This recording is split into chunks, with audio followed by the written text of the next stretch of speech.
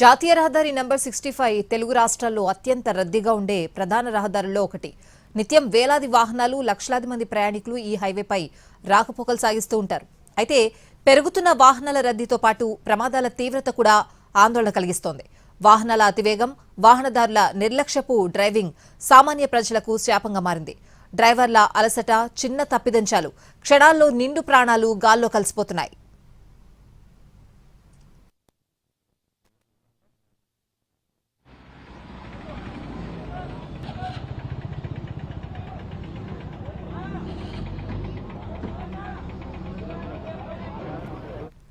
తాజాగా కోదాడ మండలం దొరకుంట వద్ద జరిగిన ఘోర ప్రమాదంలో 6 ప్రాణాలు కోల్పోగా మరో 14 మంది గాయపడ్డారు.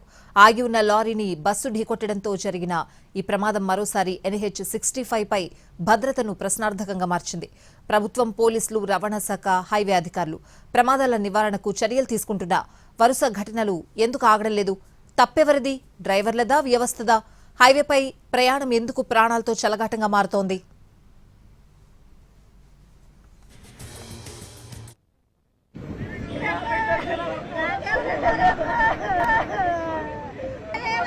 ఈ తెల్లవారుజామున 65 నెంబర్ జాతీయ రహదారిపై కోదాడ రూరల్ మండలం ద్వారకుంట వద్ద ఘోర రోడ్డు ప్రమాదం జరిగింది. ఈ ప్రమాదంలో 6 చనిపోయారు, 14 మంది గాయాల పాలయ్యారు. ప్రస్తుతం మనం సంఘటనా స్థలంలో ఉన్నాం. ఈ రోడ్డు ప్రమాదం ఎలా జరిగింది, దీనికి కారణాలు ఏంటనే తెలుసుకునే ప్రయత్నం అయితే చేద్దాం. మనకు కనిపిస్తున్న విజువల్స్లో కనిపిస్తున్న ప్రాంతంలోనే రోడ్డు ప్రమాదం జరిగింది. ఈ ప్రాంతంలోనే 18 గిలల లారీ, ట్రాన్స్పోర్ట్ లారీ పూర్తిగా డివైడర్ ఎక్కింది. ఇది ఎక్కడానికంటే ముందు మనం ఒకసారి విజువల్స్లో కనుక చూస్తే మనకు కనిపిస్తున్న చెట్లన్నీ కూడా పూర్తిగా కొమ్మలు తెగిపోయిన పరిస్థితి విజువల్స్లో చూడవచ్చు. ఆ ప్రాంతం వద్ద 50 టన్నుల వెయిట్తో వెళ్తున్న 18 చక్రాల లారీ వేగంగా వచ్చింది, డివైడర్ ఎక్కింది. దాదాపుగా 1 ఫీటు హైట్ ఉన్న డివైడర్ను పూర్తిగా లారీ ఎక్కింది. మొదట ఇంజన్ ప్రాంతంలో ఉన్న గిల్ల చక్రం ఎక్కడం, ఆ తర్వాత మొత్తం ఒకవైపు 9 చక్రాలన్నీ కూడా డివైడర్ను ఎక్కాయి. మనం విజువల్స్లో చూడొచ్చు. ఈ ప్రాంతం నుంచి పూర్తిగా అంటే ఒకవైపు లారీ 9 చక్రాలు డివైడర్ పైన, మరొక 9 చక్రాలు రోడ్డు పైన ఉన్నాయి. నేరుగా ఈ మనకు కనిపిస్తున్న ఇలా వస్తూ పూర్తిగా రోడ్డు ఎక్కింది. ఆ మహిళ క్లీన్ చేస్తున్న ప్రాంతంలో ఆ లారీ నిలిచిపోయింది. అంటే 9 చక్రాలు డివైడర్ పైన, 9 చక్రాలు రోడ్డు పైన ఆగిపోవడంతో లారీ పూర్తిగా ఒకవైపు వంగింది. అంటే జాతీయ రహదారి వైపు వంగింది. లారీ పూర్తిగా రైట్ సైడ్లోనే ఉంది. వంగిన తర్వాత అంటే ఈ లారీ ఐరన్ రాడ్స్, అంటే ఒక టెంపరవరీ కన్స్ట్రక్షన్ చేయడానికి పిల్లర్స్కు బదులుగా అత్యంత బలమైన ఐరన్ రాడ్స్ని ఉపయోగిస్తారు. ఆ రాడ్స్తో ఇది వెళ్తుంది. ఎప్పుడైతే ప్రమాదానికి గురై రోడ్డు డివైడర్ లారీ ఒకవైపు పూర్తిగా డివైడర్ ఎక్కిందో అందులో ఉన్న ఐరన్ రాడ్స్ అన్ని కూడా ఒకవైపు వంగిపోయి, అంటే లారీ పూర్తిగా హైవే పైన కుడివైపు ఉంది. సగం లారీ డివైడర్ ఎక్కిన నేపథ్యంలో పూర్తిగా లెఫ్ట్ వైపు ఐరన్ రాడ్స్ అన్ని కూడా లెఫ్ట్ వైపు ఒరిగిపోయాయి. ఆ రాడ్లన్నీ కూడా బంధించడానికి, గట్టిగా ప్యాక్ చేయడానికి ఉపయోగించిన గొలుసులన్నీ కూడా తెగిపోవడంతో రాడ్స్ అన్నీ కూడా లెఫ్ట్ సైడ్ వేలాడుతున్న పరిస్థితి ఉంది. ఈ నేపథ్యంలోనే ఈ ప్రమాదం జరిగిన కొద్దిసేపటికి ఓ ప్రైవేట్ ట్రావెల్స్ బస్సు వేగంగా వచ్చింది. ఇక్కడ స్లైట్గా కరువు ఉంటుంది. మనం విజువల్స్ చూడవచ్చు. స్లైట్గా కరువు, ప్రమాదం జరగడానికి ముందు 100 మీటర్ల ముందు ఒక స్లైట్గా కరువు ఉంటుంది. ఈ కరువు దాటుకొని వచ్చిన వెంటనే ప్రమాదానికి గురైన లారీ కనిపించింది. వెంటనే ఆ బస్సు డ్రైవర్ కొద్దిగా ముందులో ఆ బస్ పార్క్ చేసుకొని ఈ లారీ డ్రైవర్ వద్దకు రావడం, ఎందుకు ప్రమాదం తెలుసుకొని, ప్రమాదం జరిగింది కాబట్టి ఇక్కడ ఎందుకు బ్యారికేడ్లు పెట్టలేదు, లేదనంటే కోన్స్ లాంటి బ్యారికేడ్స్ ఎందుకు పెట్టలేదు, ఒక రెడ్ ఫ్లాగ్ ఎందుకు పెట్టలేదు అని అతని పైన ఆగ్రహం వ్యక్తం చేసినట్లు కూడా తెలుస్తుంది. అంటే జనరల్గా ప్రమాదం జరిగినప్పుడు మనకు కనిపిస్తున్న ఈ కోన్స్ ప్రమాదం జరిగిన ప్రాంతానికి కొద్ది దూరం చుట్టూ యూ షేప్లో పెట్టాల్సి ఉంటుంది. కానీ అటువంటి సైన్స్ ఏవి కూడా ఇక్కడ పెట్టలేదు. ఎట్ ద సేమ్ టైం ఇవన్నీ అందుబాటులో లేకపోతే ఇక్కడ ఉన్న చెట్ల కొమ్మలు విరిచి లారీకి పెట్టడం సహజంగా చేస్తుంటారు. కానీ అది కూడా చేయలేదు. మరొక వైపు అలా చేయకుండా రెడ్ ఫ్లాగ్ కూడా పెట్టలేదు. హైవే అథారిటీ కూడా సమాచారం ఇవ్వలేదని హైవే అథారిటీ చెప్తుంది. పోలీసులకు కూడా 100కి చెప్పలేదనే విషయం తెలుస్తుంది. మొత్తంగా డ్రైవర్ నిర్లక్ష్యంగా ప్రమాదం జరిగిన తర్వాత కేవలం అతను లారీలోనే కూర్చుండిపోయాడు. లారీలో ఉన్న ఐరన్ రాడ్స్ దాదాపు 50 టన్నుల లోడ్తో వెళ్తున్న ఐరన్ రాడ్స్ అన్నీ కూడా రోడ్డుకు ఒకవైపు ఒరిగి ఉన్నాయి. ప్రమాదం జరిగే అవకాశం ఉంది. అయినప్పటికీ కూడా అతను ఎవరికి సమాచారం ఇవ్వలేదు, కేవలం లారీలో ఉన్నట్లు తెలుస్తుంది. అయితే ప్రమాదం జరిగిన గంట సేపటి తర్వాత 1-2 వాహనాల డ్రైవర్లు వాళ్లకు డ్రైవర్ని హెచ్చరించారు ప్రమాదం జరుగుతుందనే సంకేతాలు సైన్ బోర్డ్స్ పెట్టాలని. కానీ అటువంటిది ఏది చేయకపోవడంతో ఈ ప్రమాదం అయితే జరిగింది. ప్రమాదం వేగంగా వచ్చిన ప్రైవేట్ ట్రావెల్స్ బస్సు అనుకున్నట్లుగానే ఆ లారీ పైన ఉండి వేలాడుతున్న ఐరన్ రాడ్స్ను ఢీకొడుతూ వెళ్ళిపోయింది. అంటే పూర్తిగా లారీ అంతా వెనుక భాగంలో, లారీ అంతా కుడి భాగంలో ఉంది. కుడివైపు రోడ్డు పైన ప్రమాదానికి గురై నిలిచిపోయింది. ఇక ప్రైవేట్ ట్రావెల్స్ బస్సు కూడా లారీని ఎడమ వైపు నుంచి ఢీకొడుతూ వెళ్ళింది. ఈ నేపథ్యంలోనే ప్రైవేట్ ట్రావెల్స్ బస్సు కుడివైపు పూర్తిగా డ్యామేజ్ అయింది. మనం విజువల్స్లో చూడొచ్చు. ముందు డ్రైవర్ భాగం దగ్గర నుంచి వెనక సీట్ వరకు పూర్తిగా డ్యామేజ్ అయింది. అంతేకాదు బస్సు ఢీకొట్టడం మొదటగా అందులో ఉన్న ఐరన్ రాడ్స్ని ఢీకొట్టింది. ఐరన్ రాడ్స్ అన్నీ కూడా ఢీకొట్టిన వెంటనే అదుపు తప్పి బస్సులో పడిపోయాయి. అయితే ఈ ఘటనలో బస్సు డ్రైవర్ మాత్రం ప్రమాదం నుంచి తప్పించుకున్నాడు. కారణం హైట్లో రాడ్లు ఉండడం. ఈ బస్సుకు సంబంధించిన డ్రైవర్ సీటింగ్ కిందికి ఉంటుంది కాబట్టి అతను సేఫ్గా బయటపడ్డాడు. వెంటనే ప్రమాదం నుంచి అందులో నుంచి బయటికి దూకి పరారయ్యాడు. కో డ్రైవర్ మాత్రమే ఈ ప్రాణాలతో బయటపడ్డాడు. అతను ప్రస్తుతం పోలీసుల అదుపులో ఉన్నాడు. ఇక ప్రమాదానికి సంబంధించి మొదటి 2 బస్సుల్లో మొదటి 2 సీట్లలో, కుడివైపు మొదటి 2 సీట్లలో ఉన్నవాళ్ళు, ఎడమవైపు 2 సీట్లలో ఉన్నవారు తీవ్రంగా గాయపడ్డారు. ఆ లారీకి సంబంధించిన ఐరన్ రాడ్స్, బలమైన ఐరన్ రాడ్స్ అన్నీ కూడా ప్రయాణికుల మీద పడడంతో వాళ్ళకు తీవ్ర గాయాలయ్యాయి. ముందర కూర్చున్న వారికి హెడ్ ఇంజురీ అయింది. హెడ్ ఇంజురీ కావడం వల్ల వాళ్ళు చనిపోయారు.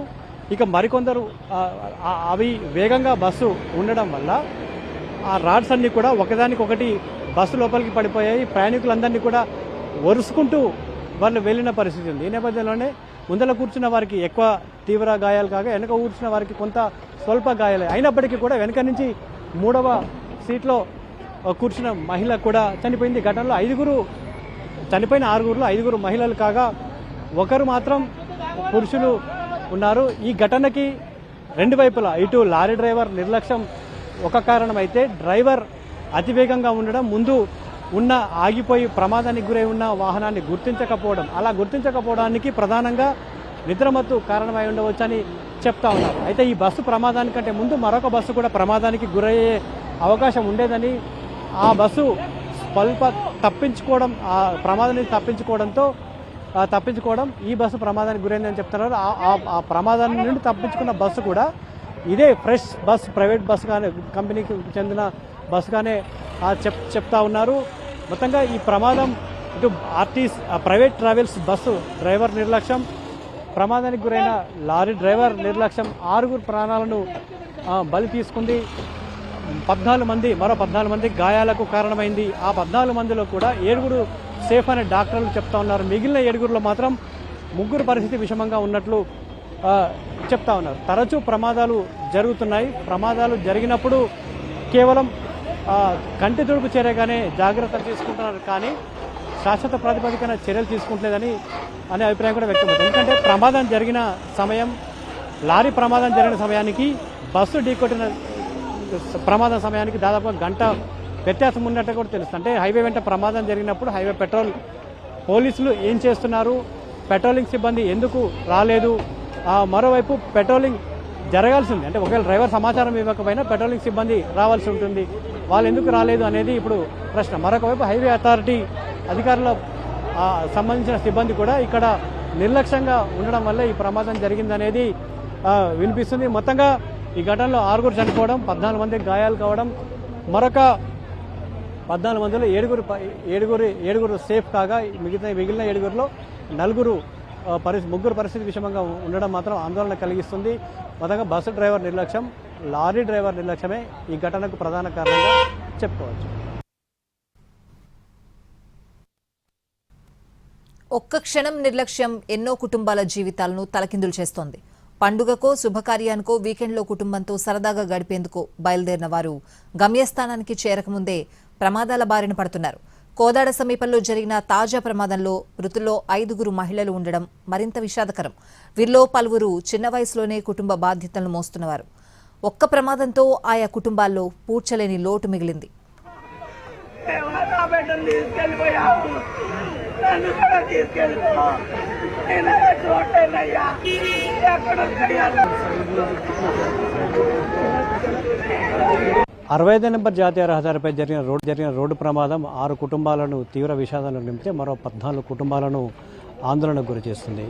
ఈ ప్రమాదం గురించి మనతో మాట్లాడేందుకు కోదాడ డీఎస్పీ మనతో ఉన్నారు. వారితో మాట్లాడే ప్రయత్నం చేద్దాం. సార్, ఏంటి ఈ ప్రమాదం ఎలా జరిగింది? అంటే ఒకవైపు లారీ డ్రైవర్ నిర్లక్ష్యం కనిపిస్తుంది, బస్సు డ్రైవర్ కూడా నిర్లక్ష్యం కనిపిస్తుంది. ఏంటి సార్ లారీ నిర్లక్ష్యం ఏంటి, బస్సు డ్రైవర్ నిర్లక్ష్యం ఏంటి? దీంట్లో ఇద్దరు నిర్లక్ష్యం ఉందండి. 50-50%. ఈ యొక్క ఏదైతే కంటైనర్ ఉందో ఆ కంటైనర్ అనేది డివైడర్కి ఆఫ్ ఎక్కడం జరిగింది. అందులో కొద్దిగా అక్కడ కరువు ఉండడం ఒకటి జరిగింది. అదేవిధంగా ఈ బస్సు డ్రైవర్ కూడా మన సూర్యాపేట దగ్గర ఫస్ట్ డ్రైవర్ దిగి సెకండ్ డ్రైవర్కి అప్పచెప్పడం జరిగింది. అప్పచెప్పడంతో అతను కూడా అప్పటికే ఫ్రెష్లో ఉండడము, ఆ స్పీడ్ అనేది చాలా స్పీడ్ ఉన్నారని చెప్పి మనకు తెలుస్తుంది. ఎందుకంటే దాని వెనకాల కూడా బైక్స్ పైన 2 బైక్స్ పైన పిల్లలు వస్తున్నారు. ఈ యాక్సిడెంట్ కాగానే వాళ్ళు అక్కడే స్పాట్లో ఉండి వాళ్ళు చూసినారు. వాళ్ళు ఇమీడియట్గా వాళ్ళు మనకి కాల్ చేయడంతో డయల్ 112 కాల్ చేయడంతో 112 వాళ్ళు మనకి డీజీ కంట్రోల్ నుంచి ఇమీడియట్గా నాకు డిఎస్పీగా ఎస్ఐకి ఇమీడియట్గా కాల్ రావడంతో మేము ఆ కాల్ ఇమీడియట్గా రిసీవ్ చేసుకొని ఇమీడియట్గా ఆర్డీఓ గారికి, మెడికల్ డిపార్ట్మెంట్ వాళ్ళకి, ఎందుకంటే ఆ పిల్లలు చెప్పడమే క్యాజువాలిటీస్ చాలా ఉన్నాయని చెప్పడంతో మేము ఇమీడియట్ యాక్షన్లో ఆర్డీఓ గారికి, అదేవిధంగా మెడికల్ డిపార్ట్మెంట్కి, మా కన్సర్న్ అందరు ఎస్ఐలకు కాల్ చేసి సార్, అంటే ఘటన చూసినప్పుడు కొంచెం భయంకరంగా అనిపిస్తుంది. కొంచెం ఆ పరిస్థితులన్నీ కూడా ఒక భిన్నంగా కనిపిస్తాయి. మీరు వెళ్ళినప్పుడు సీన్ ఎట్లా ఉంది, సిచ్యువేషన్ ఎట్లా ఉంది, యాక్సిడెంట్ సీన్ ఎలా ఉంది సార్? అక్కడ మీరు తమరన్నట్టు అక్కడ స్క్రీన్లో ఆ యొక్క కంటైనర్కి సంబంధించిన ఏవైతే రాడ్స్ ఉన్నాయో అవన్నీ కూడా రోడ్డు పైన చెల్లా చెదురు పడడం జరిగింది. రక్తం కూడా పడిపోవడం జరిగింది. అదేవిధంగా అందరు కూడా ఎవరైతే 6 మంది చనిపోయినారో వాళ్ళకి హెడ్ ఇంజరీ, చెస్ట్, ఈ రాడ్స్ అనేది పైన జరగడం జరిగింది. వాళ్ళ యొక్క బెడ్కి సంబంధించిన బ్రెయిన్ కూడా కొంతమంది బయట పడడం జరిగింది. అది ఒక భయంకరమైన దృశ్యం ఉండే. ఇమీడియట్గా మేము కూడా అక్కడ ఎవరైతే అందులో ఉన్న క్షతగాత్రులు ఎవరైతే ఉన్నారో వాళ్ళని ఇమీడియట్గా కూడా అంబులెన్స్లో షిఫ్ట్ చేయడం జరిగింది హాస్పిటల్స్. ఈ ఘటనలో రెస్క్యూ చేయడం కొంచెం ప్రాబ్లం అయినట్లుంది. అంటే అందులో బస్సులో గాయాల పాలైన వారిని తీయడము, అంబులెన్స్లోకి షిఫ్ట్ చేయడము కొంత ఇబ్బంది ఎట్లా ఉంది సార్? అంటే ఎట్లా సార్ ఇబ్బంది కొద్దిగా ఉన్నా కూడా మాకు లోకల్ పబ్లిక్ కానీ, ఆ పోయే ప్యాసింజర్స్ కానీ, 2 వీలర్స్ పైన 4 వీలర్స్ పైన పోయే ప్యాసింజర్స్ కూడా మాక్సిమం ఒక 70 to 80 మెంబర్స్ కూడా అందరు కూడా అందులో పాల్గొని అందరు కూడా కోఆపరేట్గా ఉండడంతో దీన్ని మేము ఒక 15-20 నిమిషాల్లోనే ఈ యొక్క క్లియర్ చేయడం అనేది జరిగింది. ఎట్ సైడ్ కూడా ట్రాఫిక్ కూడా జామ్ కాకుండా చూసుకోవడం జరిగింది. ఇందులో ప్రజలకు కూడా ఈ మధ్య మేము అరైవల్ అవి ప్రోగ్రామ్స్ ద్వారా ఈ యొక్క రోడ్ యాక్సిడెంట్స్లో వాళ్ళని మోటివేట్ చేయడం అనేది. సార్, ఒక రోడ్డు ప్రమాదం జరిగింది. యాక్చువల్గా అదంతా డివైడర్ పైన ఎక్కింది, మేము కూడా చూసాం. కానీ ప్రమాదం జరిగిన వెంటనే అతను మీకు సమాచారం ఇచ్చుంటే పరిస్థితి ఎలా ఉండేది? అంటే అది యాక్చువల్ అయితే ఏదైతే పైకి కంటైనర్ ఎక్కిందో అది మాక్సిమం మనం అంటే అక్కడ ఉన్న ప్రత్యక్ష సాక్షులు చెప్పడం ప్రకారం ఏంటంటే 5 గంటలకేమో అంటే 10-15 మినిట్స్ లోపలే అది కంటైనర్ పైకి ఎక్కింది. మనకి ఇమీడియట్గా 10 మినిట్స్ లోపలే బస్సు వచ్చి యాక్సిడెంట్ జరగడం జరిగింది.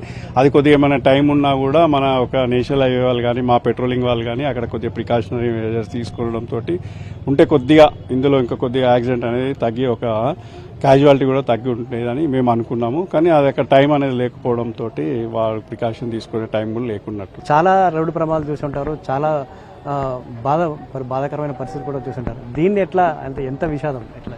ఇది చాలా పెద్ద విషాదమే అండి. దాంట్లో ఎట్లాంటి కూడా డౌట్ లేదు. ఇలాంటి ప్రమాదాలు జరగొద్దనే మనసారా కోరుకుంటాము. ఎవరం కూడా ఇట్లాంటి జరగద్దు అనుకుంటాం.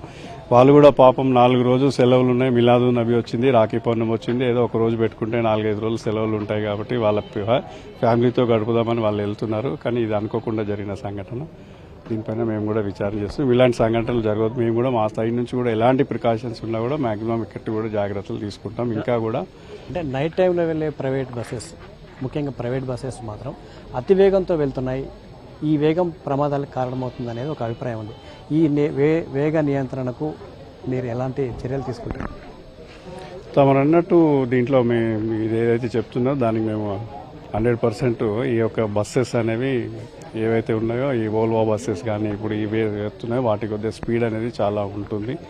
దాన్ని కంట్రోల్ చేయాలని చెప్పి మా ఆర్టీఏ డిపార్ట్మెంట్స్ వారికి, అదేవిధంగా ఈ యొక్క బస్సుకు సంబంధించిన అసోసియేషన్ వాళ్ళకు కూడా మేము తెలియజేసి అది నియంత్రణ పెట్టి 1 గంట లేట్ అయినా పర్లేదు కానీ సురక్షిత ప్రయాణము చేయాలని చెప్పి కోరుకుంటున్నాం. వారికి కూడా మంచిది, అందరికి కూడా మంచిది అని చెప్పి సురక్షితంగా ఎవరు కూడా ఉండాలని కోరుకుంటున్నాం. అంతే. టెక్నాలజీకి అనుగుణంగా వాహనాల వేగం పెరగడం వల్ల ఈ ప్రమాదాలు చోటు చేసుకుంటున్నాయి. ఎన్ని జాగ్రత్తలు తీసుకుంటున్నా వాహనదారుల నిర్లక్ష్యం, వాహనాల అతివేగమే ఈ ప్రమాదానికి కారణమనే అభిప్రాయాన్ని డీఎస్పీ చెప్తా ఉన్నారు. NH-65 విస్తరణ తర్వాత కొన్ని ప్రాంతాల్లో ప్రమాదాల సంఖ్య తగ్గినట్లు కనిపిస్తున్నా ఒక్కసారి ప్రమాదం జరిగితే దాని తీవ్రత మాత్రం భారీగా ఉంటుంది. గతంలో కొన్ని బ్లాక్ స్పాట్స్కే ప్రమాదాలు పరిమితమయ్యేవని, ఇప్పుడు ఎక్కడ ఎప్పుడు ప్రమాదం జరుగుతుందో చెప్పలేని పరిస్థితి ఉందని అంటున్నారు హైవే వెంట ఉన్న గ్రామాల ప్రజలు. విశాలమైన రహదారి కనిపించగానే పెరుగుతున్న వేగం, ఆధునిక వాహనాల స్పీడ్ సామర్థ్యం కొంప ముంచుతుందని అంటున్నారు. మద్యం సేవించి డ్రైవింగ్లో మొబైల్ వినియోగం, రోడ్డు పక్కన భారీ వాహనాలను నిర్లక్ష్యంగా నిలపడం వంటి అనేక కారణాలు ప్రమాదాలకు దారితీస్తున్నాయని స్థానికుల నుంచి అభిప్రాయం వ్యక్తమవుతోంది. ప్రమాదాల తీవ్రత తగ్గించేందుకు అధికారులు కఠినంగా చర్యలు తీసుకోవాలని కోరుతున్నారు. NH-65 వెంట ఉన్న గ్రామాల మనోగతంపై మరిన్ని వివరాలు మా ప్రతినిధి విజయభాస్కర్ అందిస్తారు. దేశంలో రద్దీగా ఉండే జాతీయ రహదారుల్లో 65 నెంబర్ జాతీయ రహదారి ఒకటి. ఈ రహదారిలో ఎంత రద్దీగా ఉంటుందో ప్రమాదాలకు కూడా అంతే కారణంగా మారింది. రక్తసిక్తమవుతున్న రహదారి నేపథ్యంలో స్థానికులు, హైవే వెంట ఉన్న గ్రామస్తులు తీవ్ర ఆందోళనకు గురవుతా ఉన్నారు. వరుస రోడ్డు ప్రమాదాలు వాళ్ళని కలవరపెడుతున్నాయి. వరుస ప్రమాదాల నేపథ్యంలో గ్రామస్తులు ఉన్నారు, వారితో మాట్లాడే ప్రయత్నిద్దాం. ఏంటి మీ దగ్గర ఎలా ప్రమాదాలు ఎట్లా చోటు చేసుకుంటే ప్రమాదాల కారణాలు ఏంటి? ఇక్కడ హైదరాబాద్ టు విజయవాడకి నిత్యం వేలాది వాహనాలు రద్దీగా ఉండటం వల్ల ఇప్పుడు ఇది కటకమున్న బైపాస్ అండి.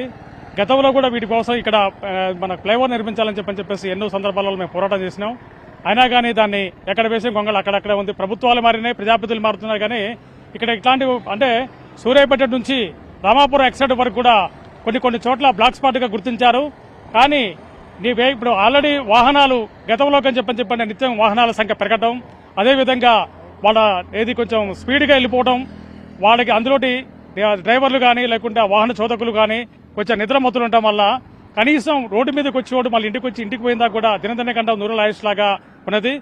ఇప్పటికీ పోలీసు వారు ఎన్నో తగు చర్యలు తీసుకున్నా, ఎన్నో వేగ నియంత్రణ కోసం ఏర్పాటు చేస్తున్నా కానీ ఇక్కడ వాహన చోదకులు మాత్రం అయితే వాళ్ళ నిద్రమత్తులో ఇప్పుడు ఆధునిక టెక్నాలజీతోని అత్యంత స్పీడ్గా పోయే వాహనాల వల్ల ఎక్కువ ప్రమాదాలు జరుగుతున్నాయి. కనీసం వాళ్ళ సొంత వెహికల్స్ కానీ, ప్రైవేటు బస్సులు కానీ, గవర్నమెంట్ ప్రభుత్వ బస్సుల్లో ప్రయాణం చేసినా కానీ క్షేమంగా వారి గమ్యస్థానం చేస్తారని చెప్పని గ్యారంటీ లేదు.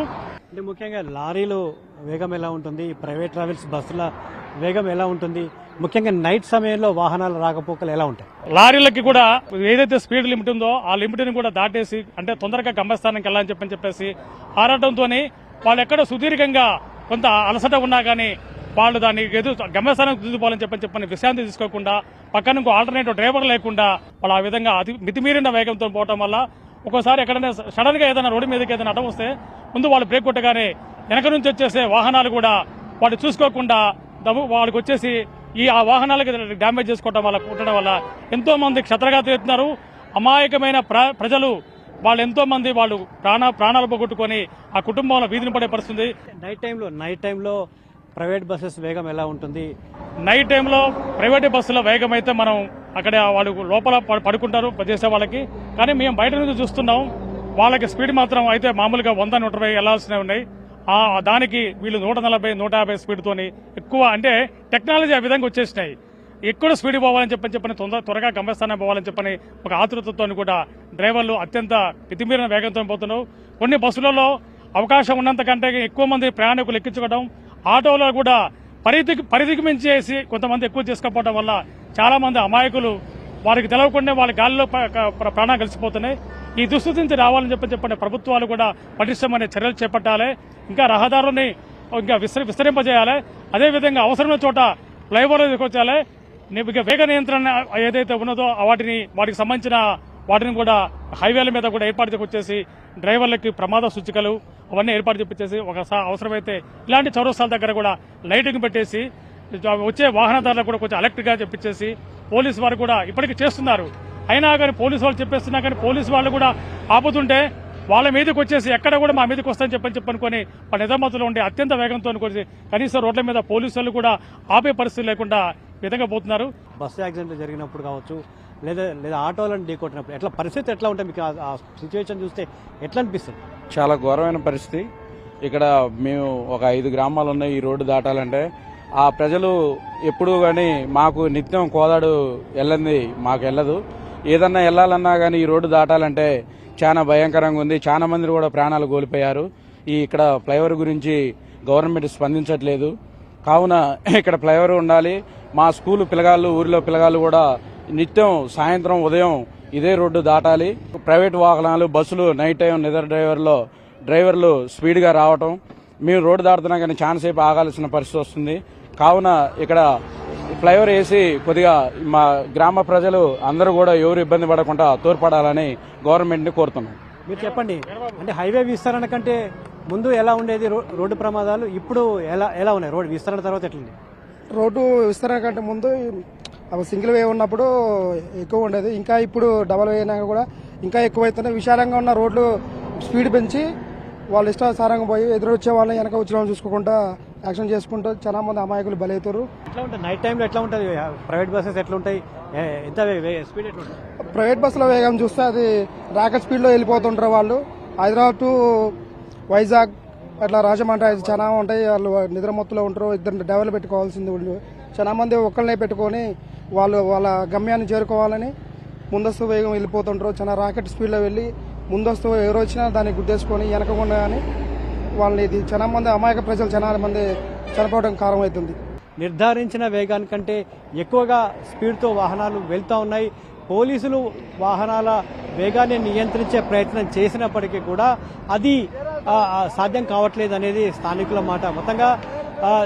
మొత్తంగా వాహనదారుల అతివేగం హైవే వెంట ప్రజల ప్రాణాల మీదకు తెస్తుంది. అమాయకులు ప్రాణాలు కోల్పోతున్నారు. వాహనదారుల నిర్లక్ష్యం, వాహనాల అతివేగం ఈ ప్రమాదాలకైతే కారణమవుతుంది. కెమెరామెన్ బాలుతో విజయభాస్కర్, NTV, నల్గొండ.